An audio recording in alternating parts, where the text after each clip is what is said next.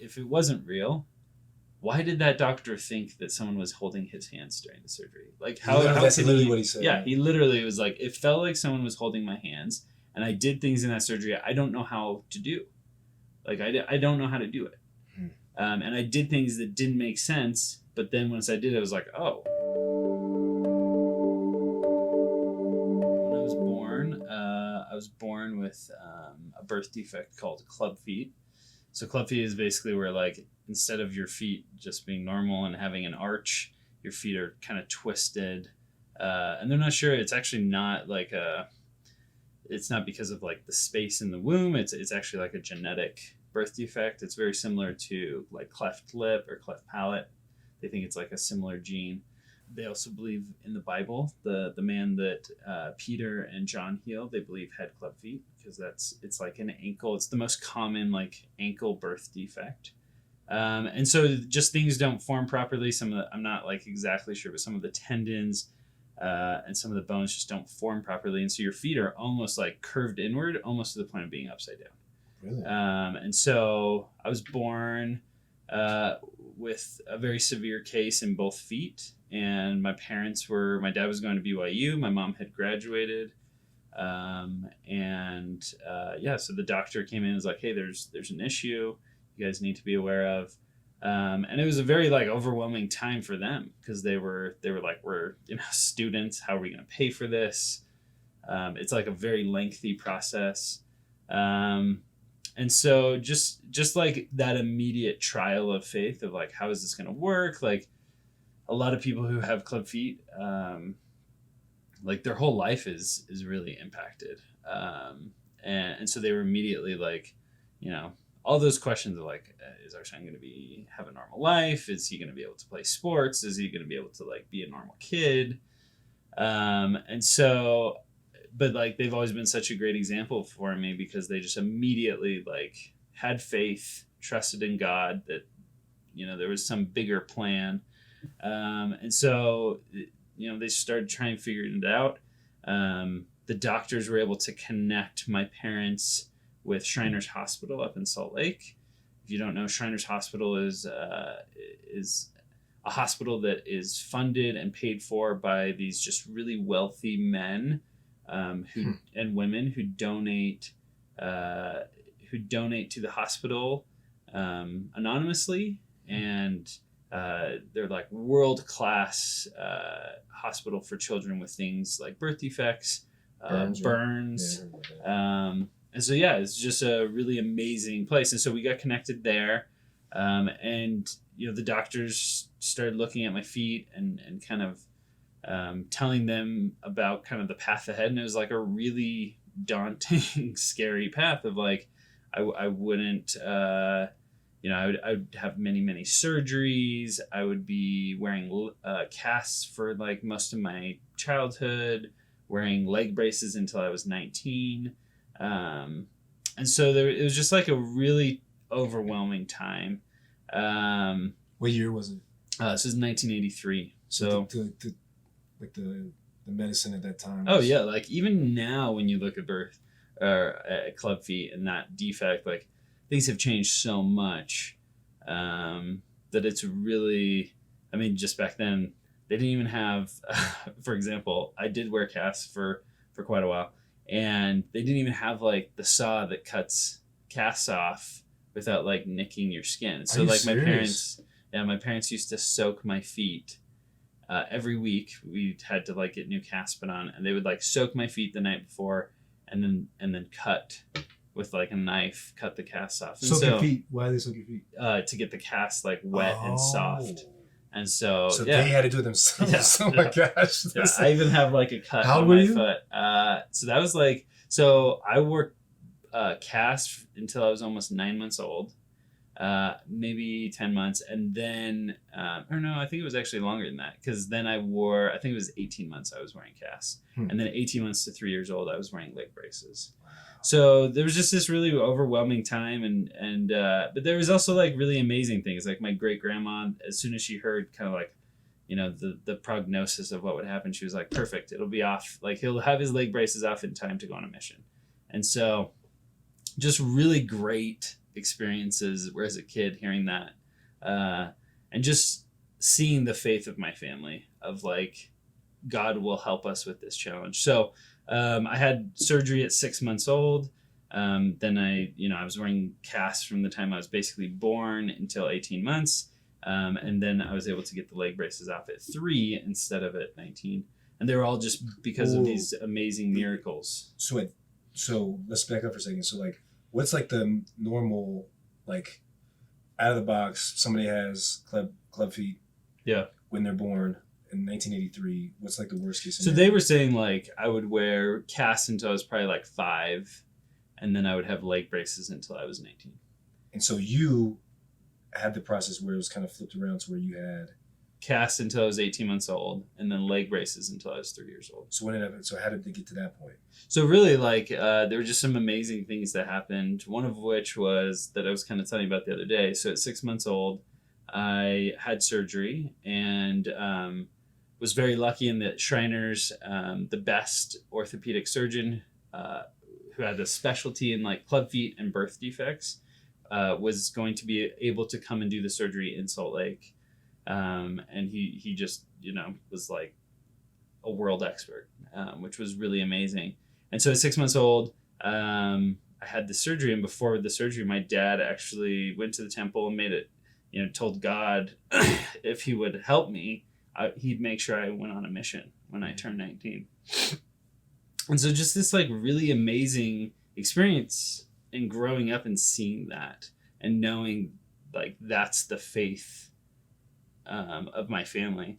And so the surgery was just like really amazing success, and the doctor, who's not a member of the church but also not a believer in God, afterwards came out and was just kind of like pale white, and my parents were super worried that I'd like died on the operating table or something. And they were like, what's going on? He was like, I just can't like explain this surgery. Like I did things that I've never done before. And the whole time I felt like someone else's hands were guiding my hands.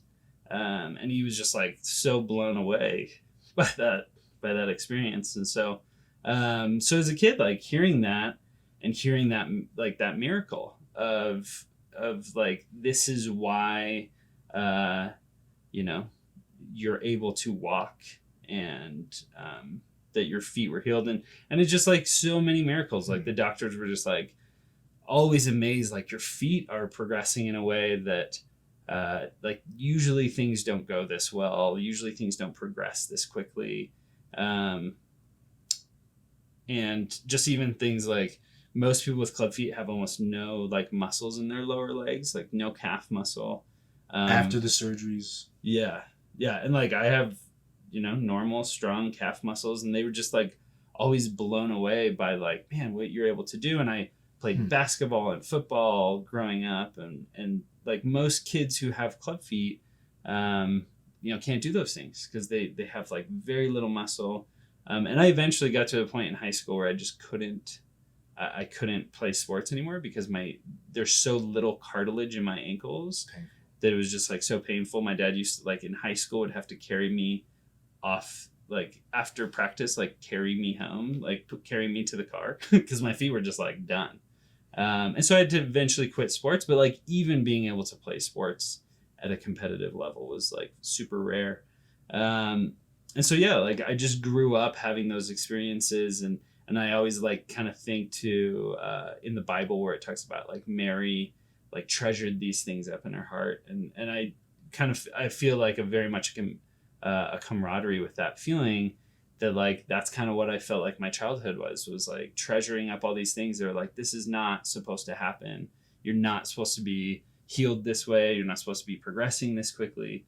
I went to Shriners. We moved to Chicago when I was 3, shortly after 2, kind of right as things were wrapping up with Shriners. And then we got transferred to a different Shriners in Chicago. And when I was 8, I went to that Shriners, and there was like this older doctor and this younger doctor, and they were kind of having me like, okay, run around, walk. And the younger doctor was like, man, there's just like, your ankles are doing this. And the older doctor was like, this is as good as it gets. Like, this is as good for how bad his case is. Like, that's a miracle. And just like hearing those things from like people who, were not members of they said the this same is church. a miracle. Yeah, like this is just like unbelievable.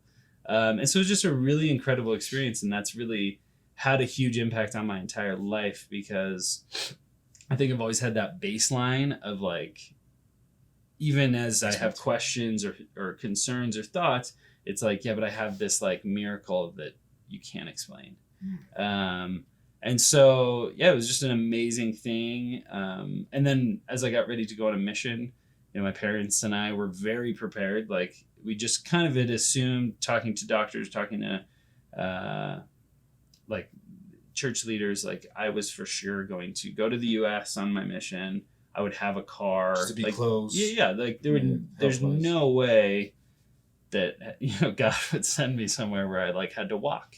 And then I got called to Brazil, which is like, I went to Brazil too. You walk a lot. You walk like 10, to 15 miles a day. Like, it was just Fitbits, crazy. Right? Yeah. But we had a Fitbit. Can you imagine? I bet it was gosh. at least 10, would you say? Oh, easy. Like, I remember walking. There were times I remember walking like for 2 hours, where you're just like, okay, that was 2 hours of walking. Then we'd go somewhere, we'd teach, how long does it take to get there? Yeah. It's like, oh, that's a 20-minute walk. Okay. Yeah, lunch is 20 minutes. That's another 30. Yeah. And we weren't like slow walkers. We're like hustling, 15 minutes a mile. And so you're like, oh, that's 8 miles out.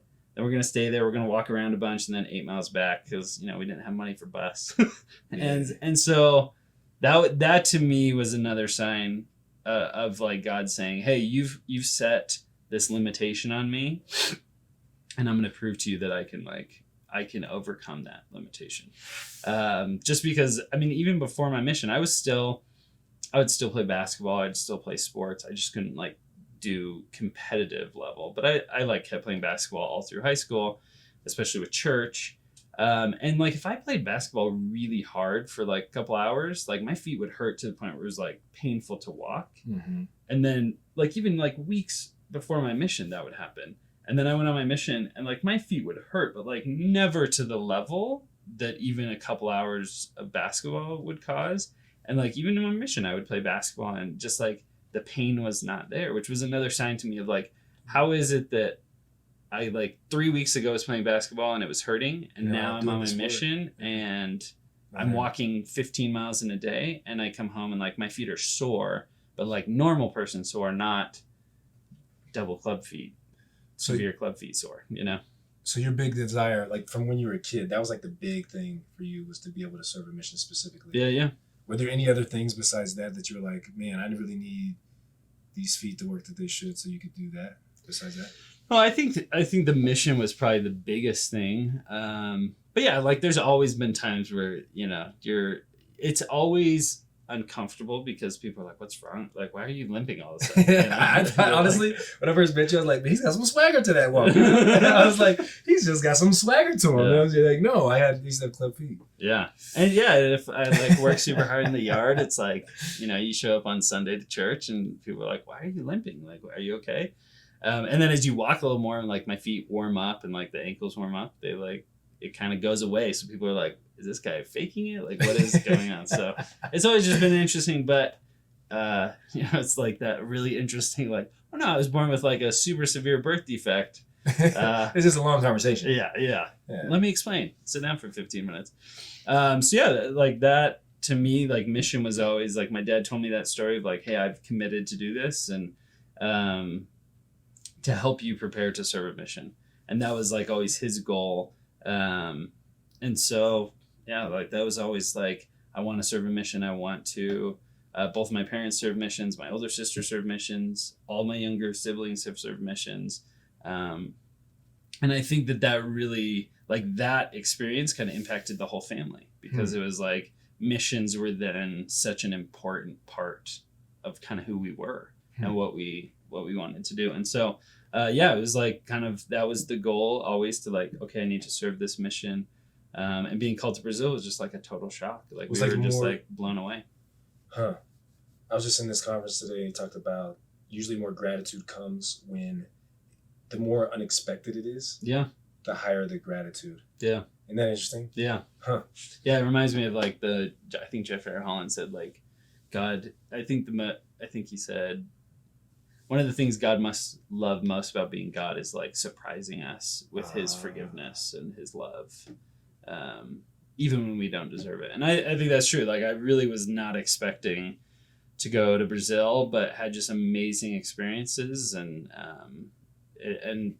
I think with anyone who served a mission, like it really formed who I was, and was able to just have a lot of like saw many more miracles. Like I was able to see many incredible things happen, both from like physical unexplainable miracles to things of like seeing people change, which I think ironically is a bigger miracle.